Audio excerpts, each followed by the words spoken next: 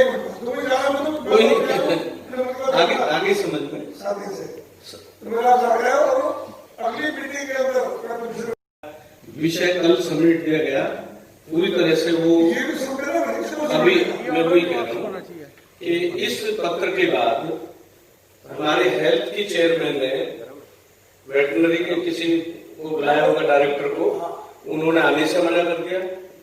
इसके अतिरिक्त अभी क्राउनगर रोड को लेकर के हमने बैठक की थी, तो डीसी महोदय ने कहा कि हमें कमिश्नर मैडम से अप्रूवल लेना पड़ेगा, जबकि अकेले डीसी नहीं आ रहे थे। लेकिन मैंने कहा कोई बात नहीं, अगर इस लेटर का आप हवाला दे रहे हैं आप लें उसको, लेकिन मेरा आग्रह है मैडम, इस जो लेटर निकला है इसका तुरंत संज्ञान लिया जाए और ये वापिस हो। एग्जीक्यूटिव विंग और पॉलिटिकल विंग एक गाड़ी के दो पहिए हैं, अगर एक में प्रॉब्लम होगी तो गाड़ी नहीं चलेगी। हम सब पॉलिटिकल लोग या एग्जीक्यूटिव लोग जनता की भलाई के लिए यहाँ उपस्थित हैं। इस तरह का जो पत्र निकलना, और उसमें एक बड़ी हादसात परिस्थिति है कि उसमें स्टैंडिंग कमेटी ना लिख के ऑल कमिटीज लिख दिया मेरे ख्याल से, वो शायद देखो आप उसमें। तो इससे जाहिर होता है कि आपको पॉलिटिकल विल को सीधे सीधे इग्नोर कर रहे हैं और उनको एग्जीक्यूटिव विल को इस बात पर ध्यान देना चाहिए। और कमिश्नर मैडम ने जो ये आदेश निकाला है, वर्बली वो कहते रहे कि नहीं ऐसा ही होगा, जैसे पहले था ऐसे ही चलता रहेगा, ऐसी कोई बात नहीं है। लेकिन मेरा कहना यह है जिस तरह से लिखित में ये निकला है उसी तरह से इसको वापस करने का भी ऑर्डर निकलना चाहिए। अध्यक्ष गीता जी प्लीज, बस एक सेकंड मैं परवेज भाई की बात से बिल्कुल सहमत हूँ। पूर्वी दिल्ली की जनता ने सभी पार्षदों को, मैडम जी प्लीज, बस एक मिनट, फिर ये बात यही खत्म हो जाएगी ना, फिर ये बात यही खत्म हो जाएगी। प्लीज गीता जी, नेता सदन बोल रहे हैं, तो मैं चैलेंज करता हूँ सदन के अंदर अधिकारियों को, क्या बुलाओ ना लिखा कोई नहीं आता, कोई नहीं होगा उसमें करेंगे। और कमिश्नर राजा को बोल देना कि तैयारी करने जाने की अपनी इज्जत से नहीं, हम बताएंगे जो उसने अपमान कर दिया है उसका अपमान के खिलाफ देकर भेजेंगे हम।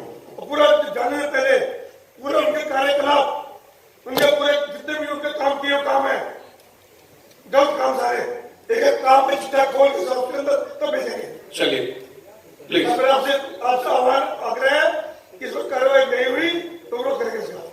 Thank you. धन्यवाद। हमारे नेता सदन जी परवेश जी, हमारे डिप्टी चेयरमैन, सभी साथीगण, विपक्ष के नेता, सभी अधिकारीगण, मीडिया के बंधु, आज आपकी आज्ञा से मैं कुछ चीजें रखना चाहता हूं। अगर हमसे कुछ आपको ऐसा महसूस हो कि मैं गलत बोल रहा हूं तो आपका आदेश से मैं बैठ भी जाऊंगा, क्योंकि मैं आपका आदेश का उल्लंघन नहीं करना चाहता। अध्यक्ष जी, अभी जो हमारे अधिकारियों में बहुत तरह की चीजें ऐसी चल रही है जिससे हम सभी पॉलिटिकल विंग को बहुत सारी दिक्कतें आ रही है। चेयरमैन साहब, मुझे ये समझ में नहीं आता कारपोरेशन चल किस तरह से रहा है। जैसा कि आपको कुछ विषय में शिक्षा संबंधी है, स्कूल के संबंधी है, उसको पहले रखना चाहता हूं। पूर्वी दिल्ली नगर निगम में कई अधिकारियों ने गलत सूचना एवं प्रमाण पत्र के आधार पर नियुक्तियां प्राप्त की है और जाली प्रमाण पत्रों के आधार पर पदोन्नति भी प्राप्त की है और करने का प्रयास भी चल रहा है। यह मामला शिक्षा विभाग से संबंधित है, जैसा कि मैं आपको बताया। पहले नियुक्त किए गए कर्मचारी को वरीयता सूची के आधार पर पदोन्नति किया गया है, जबकि बाद में नियुक्ति कर्मचारी को पदोन्नत किया गया, जबकि बाद में नियुक्ति कर्मचारी को पदोन्नत किया गया है। 1993 से पूर्व नियुक्त अधिकारी अध्यापकों को पदोन्नति 2007 में दे दी गई थी, लेकिन 1994 से 96 में नियुक्त अधिकारियों को पदोन्नति न देकर 1997 में नियुक्त अध्यापक को प्रधानाचार्य के पद पर 2007 में पदोन्नति दे दी गई।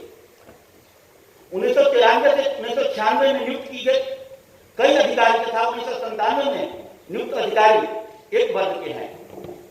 इस प्रकार 2007 में गलत तरीके से पदोन्नति देकर वरीयता सूची भी बनाई गई है। आपको बता दूं, उर्दू विषय से संबंधित प्रमाण पत्र झूठा लगाया गया। 1997 में नियुक्त अध्यापक द्वारा जामिया उर्दू अलीगढ़ आयोग से प्राप्त प्रमाण पत्र दिया है, जबकि इस नाम का कोई संस्था विश्वविद्यालय अनुदान आयोग की सूची में नहीं है। इस बारे में विश्वविद्यालय अनुदान आयोग ने सूचना के अधिकार के अंतर्गत सूचित किया है। वर्तमान में अधिकारी आहरण एवं वितरण अधिकारी के रूप में शाहदार उत्तरी क्षेत्र में कार्यरत हुए। जाली रसीदों के आधार पर निगम के पैसे का गबन भी किया गया है, उसका उल्लेख भी मैं कर रहा हूं। अधिकारी ने आकार कंप्यूटर से प्रिंटर्स की रिफिलिंग करवाई है, क्योंकि यह रसीदें न तो डीडीओ और न ही एडीई के नाम से बनी है। यहां तक कि कुछ रसीदों में डीडीओ द्वारा ही आकार कंप्यूटर का हस्ताक्षर भी किए गए हैं और आकार कंप्यूटर द्वारा उपलब्ध कराए गए रसीदों में भी भिन्नता पाई गई है। उसमें डीडीओ द्वारा वेल्डिंग के कार्य कराने हेतु भुगतान रसीदें विश्वकर्मा वेल्डिंग वर्क्स, उसका एड्रेस है E215/9 अशोक नगर सहादरा दिल्ली दिखाया गया है, जबकि इस पते पर रिहायशी मकान है और कोई बिल्डिंग का कार्य भी नहीं बना। इस तरह से जिस तरह से चारा घोटाला लालू जी किए थे बिहार में, उस तरह से हमारा एनसीडी में अधिकारी काम कर रहे हैं। डीडीओ द्वारा कुछ रसीदें मल्होत्रा प्रोविजन स्टोर की लगाई गई है, जबकि उस पत्ते पर मल्होत्रा स्टेशनरी बुक चल रही है और वहां पर प्रोविजन स्टोर का रसीद लगाया गया है और स्टेशनरी शॉप पर रसीद में दर्शाई गई वस्तुएं बिक्री के लिए उपलब्ध भी नहीं होती। इस संदर्भ में मुख्य सतर्कता अधिकारी के पास मामला 6/7/2020 से जांच के लिए रखा है और अभी तक कोई कार्रवाई भी नहीं हुई है। इसके उपरांत भी इस व्यक्ति को पुनः पदोन्नति हेतु विभाग द्वारा विचार भी किया जा रहा है। इस मामले पर शीघ्र जांच की जाए, अगला प्रमोशन के लिए इस मामले पर शीघ्र जांच की जाए तथा अनुशासनात्मक कार्रवाई की जाए, यह हमारा आपसे आग्रह है। जितने भी स्कूल हैं उसके बाहर पर स्कूल के बाउंड्री किनारे गेट पे बहुत सारे गतिविधियां ऐसी हो रही है, जैसे इंक्रोचमेंट, ठेला टपड़ी लगना, मीट की दुकानें लगना, व्यवसायिक गतिविधियां होना। इससे बहुत सारे कभी भी कुछ भी, जैसा कि आपने देखा कुछ दिन पहले यहाँ पर हुआ है, तो कभी कुछ भी दुर्घटना हो सकता है, इस पर संज्ञान लिया जाए। दूसरा एक विषय और है, देखिए आपका समझ चाहूंगा, जैसा कि मैं बता रहा था, कॉर्पोरेशन में चल क्या रहा है, सबसे बुरा दौर है। इस समय अधिकारी बेलगाम है, जैसा कि हमारा नेता सदन जी कहे, और पॉलिटिकल विंग का सबसे ज्यादा अनदेखी हो रही है। आप इस मीटिंग में अगर आप उन बेलगाम अधिकारियों पर कोई कार्रवाई नहीं कर पाए तो इस कॉर्पोरेशन की पूरी तरह भ्रष्टाचार में डूबने से कोई नहीं बचा सकता है। इसलिए आज इस मीटिंग में कुछ निर्णय सख्त लेने की जरूरत है। स्वच्छता रैंकिंग में हम सबसे ज्यादा पिछड़े रहे हैं। इसकी आड़ में जो प्राइवेट कंपनी को कूड़ा उठाने का हमारे कमिश्नर महोदय जी द्वारा जो काम दिया गया, कुछ वार्डों में काम शुरू किया गया है। इस कंपनी और सिर्फ भगवान से काम करेंगे और इनका कूड़ा भी उठने लगा और ऐसे साइड पर जाने लगा।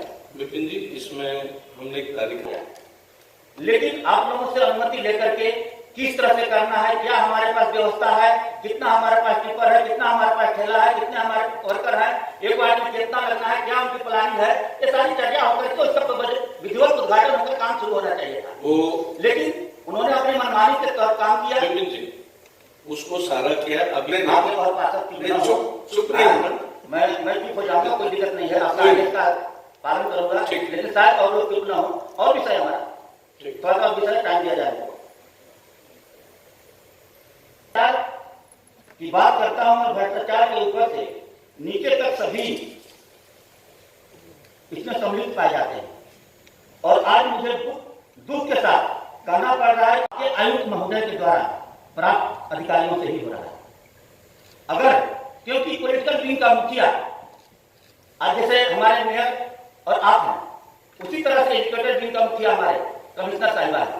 और कमिश्नर साहिबा के भी सारे जो भी अगर कुछ काम गलत हो रहा है और उनके संज्ञान में नहीं है, उनकी कमी है। अगर संज्ञान में रहते हुए हो रहा है उसमें भी अधिक क्यों संलिप्त है, ऐसा हमारा मानना है। ये नहीं रहा साबित भी करता हूं। एक कर्मचारी जिसके खिलाफ यहीं से मीटिंग में, स्टैंडिंग कमेटी में भी कई आवाज थी, हाउस मौजूद थी, उसने भ्रष्टाचार की पोल खोलता रहा। उसके बदले में उसको ओएसडी बना दिया गया, जबकि आप पहले स्टैंडिंग में थे, इसके पहले चेयरमैन थे, उस टाइम उनके खिलाफ आवाज उठी आपकी सेल में। कमिश्नर साहिबा को भी कई चीजें बताई गई, लेकिन फिर भी उनको ओएसडी बना दिया गया और वहां पर से बहुत सारे काम हो रहे हैं। मुझे इससे अच्छा, जैसा कि कमिश्नर मैम का कहना भी है, इनसे अच्छा ओएसडी मिल नहीं सकता, इसलिए मैं रिकवरी अफसर ठीक है जो भी है आरपी से मैनेजमेंट के भी ओएसडी है और भी कुछ चार्ज भी दिए जाते हैं। इसे मैं आयुक्त का समर्थन ना करूं तो क्या समझ। मैंने इसी कमेटी में आपसे आरोप लगाया कि सरस्वती पूजा पार्किंग में वो कोर्ट में पेश होकर आरपी से की तरफ से बिना डिपार्ट से बात किए, कोई डिपार्टमेंट से बात किए और कहे कि बाहर मैं सेटलमेंट कर लूंगा। वहां के तौर पर इस पार्टी आज चल रहा है, पार्टी चल रहा है और मैं बोल रहा हूं और कई लाख के गमन आप देख रहे होंगे सरस्वती कितना बड़ा पार्किंग है और आज भी पार्किंग फ्री में चल रहा है। एनसीडी को 1 रुपए की आमदनी नहीं हो रहा है।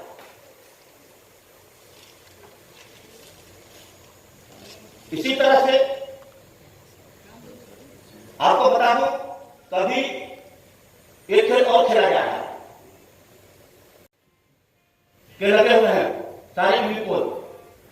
कुछ दिन में उसका भी फाइन आने वाला है, उसको भी पूरे लॉकडाउन के लिए 30 लाख रुपए का छूट दे दिया जाए।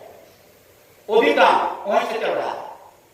तो इस तरह से एक तरफ कहा जाता है हमारे एनसीडी में पैसा नहीं है, हमारा काम नहीं हो पा रहा है, दूसरी तरफ ये भी कहा जाता है कि इस तरह से पैसे को छूट दे दिया जाए। इसी तरह से गीता कॉलोनी पार्क, इसी तरह से श्मशान घाट पार्किंग का मसला है। श्मशान घाट पार्किंग का मैं पीछे डिस्कशन में बोला था, 750 स्क्वायर मीटर था, उसको कोर्ट में भेज दिया गया, जिसका मैं वीडियो आपको दिखाता हूं। आज भी 3500 स्क्वायर मीटर में पार्किंग चल रहा है और 700 स्क्वायर मीटर का वो पैसा दे रहा है।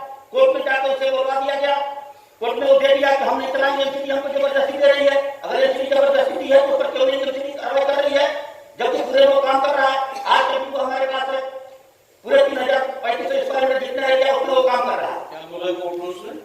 कोर्ट की एनसीडी हमको जबरदस्ती दी है, हम 700 स्क्वायर मीटर जबरदस्ती पैसा ले रही है, हम 700 स्क्वायर मीटर ही चला रहा हूँ। किस पार्किंग है? श्मशान घाट में गीता कॉलोनी पार्किंग है, गीता कॉलोनी श्मशान घाट में पार्किंग है और इनको बदनाम करने का ही पूरा प्रयास किया जा रहा है। तो मैं आपसे आग्रह करता हूं इस तरह के अधिकारी पर सख्त कार्रवाई करें। ये सारा आप मुझे उपलब्ध करा, आए सारे मिनट में तो नोटिस हो रहा होगा, सारे आ जाएगा। और मैं एक चीज और भी बताना चाहता हूं, ये जो अधिकारी आपके पास बैठे हुए हैं, कोई अधिकारी के पास पेन और कलम नहीं है। अधिकारी को खुद ही हम लोग जो यहाँ पर बोलते हैं उनको नोट करना चाहिए, जो डिपार्टमेंट से बात है, लेकिन कोई नोट नहीं करता और इस पर बैठे रहते हैं। जब मिनट आएगा तब मैं उस पर कार्रवाई करूंगा। आखिर क्यों अधिकारी को बैठने का क्या है? सभी अधिकारी को जिस डिपार्टमेंट से का जो भी ऑब्जेक्शन है, जो भी काम है, उसको तुरंत नोट करना चाहिए, मिनट का इंतजार नहीं करना चाहिए, उस पर कार्रवाई इमीडिएट करना चाहिए। चलो बहुत बहुत धन्यवाद। धन्यवाद अध्यक्ष महोदय। सबसे पहले तो बात से बिल्कुल सहमत हूँ, क्योंकि जिस तरह से कमिश्नर मैडम ने एक तुगलकी फरमान जारी किया है उसका हम भी विपक्ष विरोध करते हैं, क्योंकि पूर्वी दिल्ली की जनता ने हमें यहाँ पे जितने भी पार्षद हैं सबको चुनकर भेजा है और हम पार्षद पूर्वी दिल्ली की जनता और अधिकारियों के बीच की एक कड़ी है। तो हम चाहते हैं कोई हम अपना पर्सनल काम अधिकारियों से नहीं कराते। अगर नेता विपक्ष या नेता सदन अधिकारी को अपने कमरे में बुलाता, जो परेशान होती है वो नेता सदन के पास आती है, नेता विपक्ष के पास आती है, हो सकता है आपके पास भी आती हो। तो उसके लिए अगर हम उस जनता को इधर उधर भटकाएं तो वो बिल्कुल गलत है। दूसरी बात, अध्यक्ष महोदय, कई दिनों से मामला चल रहा है चेतराम मीणा जी का, जो कि आप भी जानते हो 2 बार पहले भी सस्पेंड हो चुके हैं भ्रष्टाचार के मामले में। आज तक उन पे कोई कार्रवाई नहीं हुई, तो आज इस सदन को बताया जाए उन पे क्या कार्रवाई करी गई कमिश्नर मैडम की तरफ से। दूसरा, एक और मामला सस्पेंड कर दिया गया कि उन्होंने गलत तरीके से फैक्ट्री को डीसील किया गया।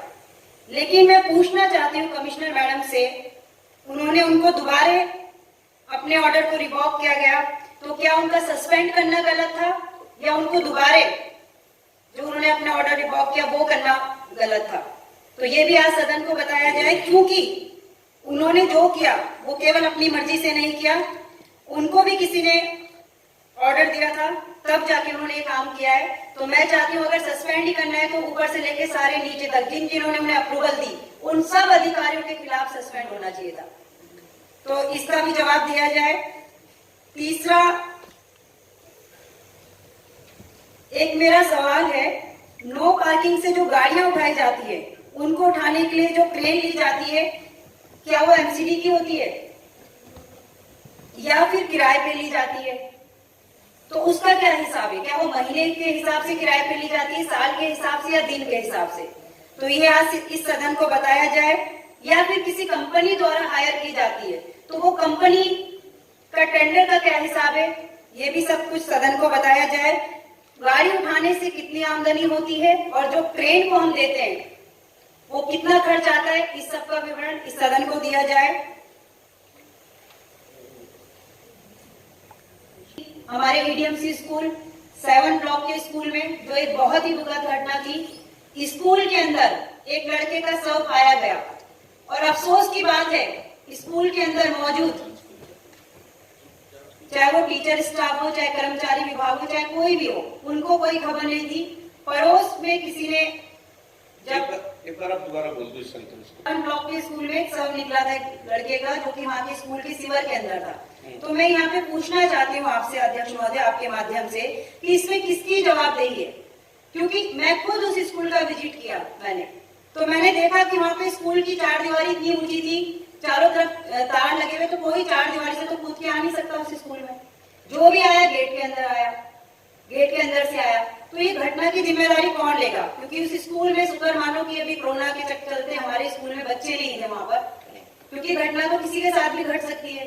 तो इतनी बड़ी जो लापरवाही हुई, इसकी जिम्मेदारी कौन लेगा? और उस मौके पे उस दिन वहां पर कोई नहीं पहुंचा, जबकि मेयर साहब को पहुंचना चाहिए था। और जिसका वो स्कूल है, जिनके वार्ड में वो स्कूल आता है, वो जोन की चेयरमैन भी है। तो ये अपने आप में शर्म की बात है। जिस समय उन लोगों को, अधिकारियों को या आपके चेयरमैन को, मेयर साहब को वहां पहुंचना चाहिए था, वो लोग एक पुस्तक का विमोचन कर रहे थे। मुझे लगता है उनके लिए किसी की जान की कोई परवाह नहीं है। उन्हें कोई मतलब नहीं था कि कौन मरा, कौन कैसे मरा, कहाँ मरा। उनको केवल और केवल पुस्तक का विमोचन करने की पड़ी थी। तो ये अपने आप में शर्म की बात है। इस नैतिकता के आधार पे तो मेयर साहब को अपना इस्तीफा दे देना चाहिए। एजुकेशन चेयरमैन मौके पे पहुंचे सीवर के अंदर और किसी को पता नहीं, है अपने आप में भी एक शर्म की बात है। तीसरा अध्यक्ष महोदय, एलईडी लाइट आप सभी के वार्ड में भी मुझे लगता है कहीं ना कहीं रह गई होंगी कुछ ना कुछ। एलईडी लाइट ई स्मार्ट कंपनी को एक टेंडर दिया गया था, जिसे 2018 में अगस्त में दिया गया था। और ये भी कहा गया था कि अगर ये कंपनी टाइम पे अपना काम पूरा नहीं करती तो 10% की इसको पेनल्टी लगेगी। तो नियम के अनुसार मुझे लगता नहीं कि वो काम पूरा कर पाई है। तो क्या उस पर पेनल्टी लगी, इसको भी पूरे सदन के सामने बताया जाए कि उस पर कितनी पेनल्टी लगी। अध्यक्ष महोदय, न्यू अशोक नगर जाना माना इलाका है। वहां पे एक बिल्डर है निशांत पांडे, और जाना माना बिल्डर है जिसके द्वारा जबरन सील तोड़ी गई। और उस बिल्डर के खिलाफ वहां के जेई है नागर, उन्होंने कंप्लेंट भी, एफआईआर भी करी थी। उसके बावजूद भी उसने सील तोड़ी। तो मैं यहाँ सदन में पूछना चाहती हूँ कि उस पर क्या कार्रवाई करी गई, क्योंकि वो मुझे कहते हुए कोई शर्म नहीं आ रही है, क्योंकि वो बीजेपी की पार्षद है, उनके जेठ हैं, और पहले भी उनपे बहुत सारे, आपने सुना होगा, उनकी ऑडियो भी चली है कि किस तरह वो वहां पर भ्रष्टाचार फैला रहे हैं। तो उस पर क्या कार्रवाई करी है निगम ने, ये भी बताया जाए। चलो, हो गया? और नहीं, अभी और भी है। एक आपने इसमें एजेंडा है पार्कों का। तो अध्यक्ष महोदय, मैं आपके माध्यम से कहना चाहूंगी, एक में हालांकि हमें भी किसी के द्वारा पता चला मेगा पीटीएम का आयोजन हुआ। हर पार्षद के स्कूल में, हर पार्षद के वार्ड में लगभग या 2 स्कूल या 3 स्कूल निगम के हैं। लेकिन शर्म की बात है, पार्षद को नहीं पता कि मेगा पीटीएम का आयोजन हो रहा है। और मुझे लगता है वो मेगा पीटीएम का आयोजन नहीं था, वो बीजेपी का एक सम्मेलन था। उसमें आदेश गुप्ता जी को बुलाया जाता है, जो बीजेपी के अध्यक्ष हैं। चेयरमैन साहब, बताया जाए कि आदेश गुप्ता जी को किस मकसद से उसमें बुलाया गया? क्या वो कोई शिक्षा समिति से संबंध रखते हैं, या कोई बहुत बड़े शिक्षा के वो हैं जो आपने उनको उसमें इनवाइट किया, या फिर केवल और केवल ये बीजेपी का प्रचार था? तो ये भी अपने आप में बहुत शर्म की बात है, इस तरह का आयोजन करना और जनता को गुमराह करना। आपने नकल करने की तो बहुत कोशिश की कि दिल्ली सरकार की तरह हम भी मेगा पीटीएम करें, लेकिन कहीं ना कहीं अकल की कमी रह गई, वो साफ नजर आई। और सबसे अहम और लास्ट मुद्दा, अध्यक्ष महोदय, आपसे पूछना चाहूंगी, आज हम इस बिल्डिंग में बैठे हैं, यहाँ के बहुत सारे कर्मचारी ऐसे जिन्हें तनख्वाह नहीं मिली। तो इस मुद्दे पे आप बताइए कि कब उनको तनख्वाह मिलेगी, क्योंकि आप नई नई प्लानिंग करते हो। आपके पास कूड़ा निरसन के लिए पैसा है, अभी नया एक एजेंडा में आया, फ्लैट बनाने के लिए पैसा है, लेकिन कर्मचारियों को देने के लिए तनख्वाह नहीं है आपके पास। आप जिन कोरोना वायरस के लिए, वो दिल्ली सरकार का है। सर आप तो प्लान क्यों कर रहे हो आप, जब आपके पास पैसा नहीं है? दिल्ली सरकार का, आपने जिन कोरोना वायरस के लिए तालियां बजवा दी, उन कोरोना वायरस को पिछले 4 महीने से तनख्वाह नहीं। एक बार ये क्वेश्चन केजरीवाल जी से भी पूछ लो जाकर के। शर्म की बात है अध्यक्ष महोदय, पहले कर्मचारियों को तनख्वाह दो। मैं कह तो रहा हूँ जी, आपसे मैं निवेदन करना चाहती हूँ, ये अच्छा बेहतर होता इसको आप केजरीवाल जी की तरफ दिखाते, उसका रिजल्ट निकलता। इसके बाहर कर्मचारी काली पट्टी पहन के, और मैं भी कर्मचारियों के साथ हूँ, इसलिए मैंने बिल्कुल बिल्कुल आपको, मैंने भी काली पट्टी पहने हुए कर्मचारियों के साथ हूँ। मैं भी चाहती हूँ कर्मचारियों को तनख्वाह मिले, उसके बाद नया काम। बिल्कुल हम आपके साथ हैं, लेकिन इस प्रश्न का उत्तर आपके केजरीवाल जी सीएम साहब देंगे, आपके उप मुख्यमंत्री देंगे। आपको पता नहीं दिल्ली सरकार ने खराब किया है, दिल्ली सरकार की रेस्पॉन्सिबिलिटी है अपने निगम को चलाने की, उनकी जिम्मेदारी है उसका भरण पोषण करने की, उसकी जिम्मेदारी है कि यहाँ के कर्मचारियों को वेतन देने की, उसकी जिम्मेदारी है हमारे विकास का पैसा देने की। आपकी बात कर्मचारी नहीं मैडम जी, सबकी जिम्मेदारी है। ये मौलिकता से भाग रहे हैं। भाजपा चला रही है, दिल्ली सरकार नहीं चला रही है। अगर निगम, अगर एमसीडी दिल्ली सरकार चला रही होती, दिल्ली सरकार अगर एमसीडी दिल्ली सरकार चला रही होती तो दिल्ली की आवाज आती भी नहीं। अध्यक्ष महोदय, कुछ भी प्लान करने से पहले उन कर्मचारियों के बारे में सोचें। आने वाले टाइम में त्योहार है, हम भी चाहते हैं उनके घर में त्योहार मने, और उनकी तनख्वाह के बारे में आप जरूर सोचें, क्योंकि ताली खाली से पेट नहीं भरता। 4-4 महीने से लोगों को तनख्वाह नहीं मिली है। जब भी निगम के अंदर आओ तो हर कर्मचारी बोलता है मैडम तनख्वाह कम है। अब की बार आपको साथ लेकर के चले। आपके बीच में नहीं बोला, मैं अध्यक्ष महोदय से जवाब मांग रही हूँ कि नए प्लान आप बना रहे हो, जो लेकिन आप कर्मचारियों की तनख्वाह पे आपने क्या सोचा, गीता जी, इसके बारे में जवाब। हम हाई कोर्ट पहुंच गए, आपके सीएम साहब को जवाब देना पड़ेगा, हमारे आपका पैसा हमें दिलवाओ। और सुनो, और भी बात बता रहा हूँ, मोहल्ला क्लिनिक के पैरामेडिकल को बताना चाहता हूँ। बहन जी ने बड़ा आरोप लगाया कि निगम विद्यालय में इस तरह से एक्सीडेंट हो गया सीवर में, और हमारे मेयर साहब भी नहीं गए। मैं इनसे पूछना चाहता हूं कि अगर हाथरस में कांड होता है तो यहाँ से सारे इनके विधायक और मंत्री हाथरस चले जाते हैं, लेकिन एक दलित समाज का यहाँ मौत होता है और उसको देखने के लिए इनका एक भी, जबकि वो उप मुख्यमंत्री मनीष सिसोदिया जी का क्षेत्र है, और देखने के लिए भी नहीं गए कि हमारा दलित समाज का एक मौत हुआ है, चाहे स्कूल में हो चाहे कहीं भी हो। तो यहाँ पर इनको दलित नहीं दिखाई दिया। ऐसा न करें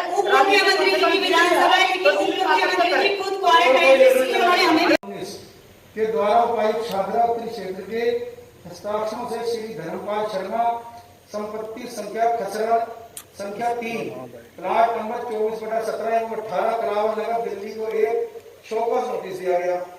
शोकॉज नोटिस के उपरांत धर्मपाल जी ने अपनी संपत्ति को खाली करके 4/11/2019 को लिखित रूप में सूचना दी कि उन्होंने अपना व्यवसाय कार्य अन्यत्र बदल दिया है और संदर्भित संपत्ति को खाली कर दिया है। सूचना प्राप्त होने के बाद भी विभाग ने 12/12/2019 को संपत्ति संख्या खसरा संख्या 3 प्लाट 24/17 एवं 18 करावल दिल्ली को कैटेगरी 3 के अंतर्गत सील कर दिया। विभाग ने कैसे खाली संपत्ति सील कर दी है, तो इसका जवाब सूचना दी थी, लेटर है, सब कुछ है। मैं अभी आपको सारी इसकी जो डिटेल के साथ सब कुछ दूंगा जी। आप ये जो संपत्ति सील हुई है धर्मपाल शर्मा जी की, मेरा ये निवेदन है कि इसमें तुरंत कार्रवाई करके एडिशनल कमिश्नर सामने बैठी है। मेरा हर बार विषय ऐसे ही रहता है, कितनी संपत्तियां जमुना पार के अंदर गलत सील हुई है और उन पर कोई कार्रवाई नहीं होती, और जिसके बारे में हम बता देते हैं उस पर कार्रवाई तो बहुत दूर की बात है, अफसर को पहले बता दिया जाता है कि इसका रास्ता ढूंढ रहे। हर फाइल को एडिशनल कमिश्नर का मैडम लॉ कमेटी में यहाँ वहां सब जगह भेजेंगी, और जिस फाइल को क्लियर करना हो, जोन के ऊपर आरोप लगा के किसी व्यक्ति के ऊपर कि वो अफसर ने मुझे लिख के नहीं दिया था, आप लॉ डिपार्टमेंट में फाइल भेजते ना, एक एक फाइल को मैडम कैसे हटाना है, कैसे उसको अपने पास अफसर को बुलाना है, सब चीज बताएंगे।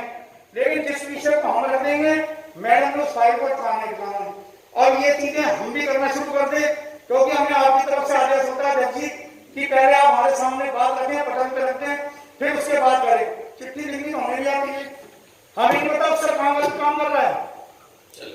तो मेरा आपसे निवेदन है, ये मैं आपको दे रहा हूँ जी, इसको तुरंत डीसील कराया जाए। एक खिलौने की फैक्ट्री 7 प्लाट के अंदर फाइल आई हुई है, कमिश्नर मैडम से भी बात हुई है, अल्ट्रा मैडम के पास फाइल है, वो उनको डीसील किया जाए। उसमें रिपोर्ट आई है जोन से लिख के कि ये हमने गलत सील की थी। अब बताओ वो बार-बार फाइल मिल जाती है लॉ कमेटी में। हाँ, 1 साल हो गया उस फाइल को, 7 लाख की होगी ये सारा ये नाम लेकर के गया। इसमें कोई दो राय नहीं कि पार्किंग लोग कर रहे हैं, जितनी उनको अलॉटमेंट है उससे ज़्यादा पे सभी जगह हो रहा है। मैं तो ये कहता हूँ 1-2 जगह नहीं, सभी जगह हो रहा है। और मैंने पिछली बार भी शायद आपको इस विषय में बताया था कि हम निश्चित रूप से उन पर कार्रवाई करेंगे और बहुत जल्द हम उन पर एक्शन लेने वाले हैं। चाहे हम राउंड लें, किसी को लेकर के जाएँ, कमिश्नर को लेकर के जाए, जो भी जाएंगे हम मौके पर जाएंगे और उन पर कार्रवाई जरूर करेंगे। कमिश्नर के फरमान से न सिर्फ विपक्ष बल्कि पक्ष के लोग भी नाराज हैं। ऐसे में उस फरमान को वापस लेने की बात की गई है। क्या लगता है कमिश्नर जिस तरीके से बार बार जब भी मीटिंग होती है कोई ना कोई बहाना बनाकर उसमें प्रेजेंट नहीं रहती हैं, तो इसके पीछे भी कोई बड़ी वजह या कारण हो सकता है? नहीं, पिछली बैठक में कमिश्नर की मीटिंग थी और वो मेरे व्हाट्सएप पे भी मीटिंग का सारा ब्यौरा उनका आया था।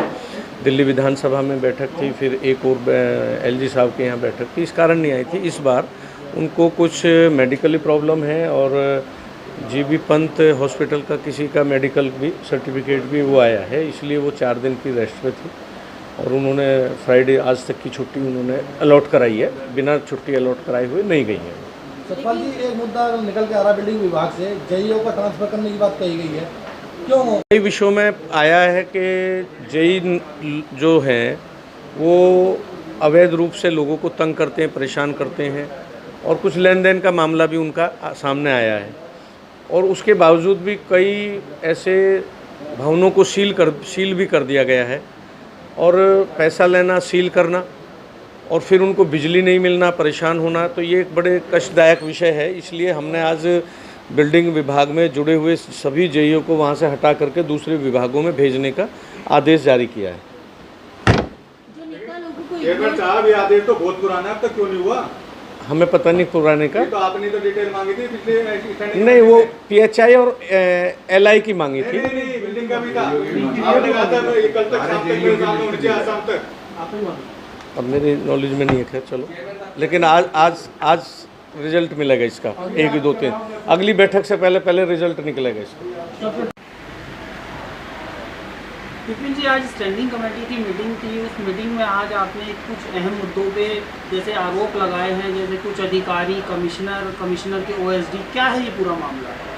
देखिए, बहुत सारी चीज़ें हैं जो अभी एजुकेशन विंग में बहुत ज़्यादा ही गड़बड़ घोटाला चल रहा है, और स्टैंडिंग के एक सदस्य के नाते हमको स्टैंडिंग में उसको उठाना हमारा फ़र्ज बनता है। उसी के तहत मैंने उठाया।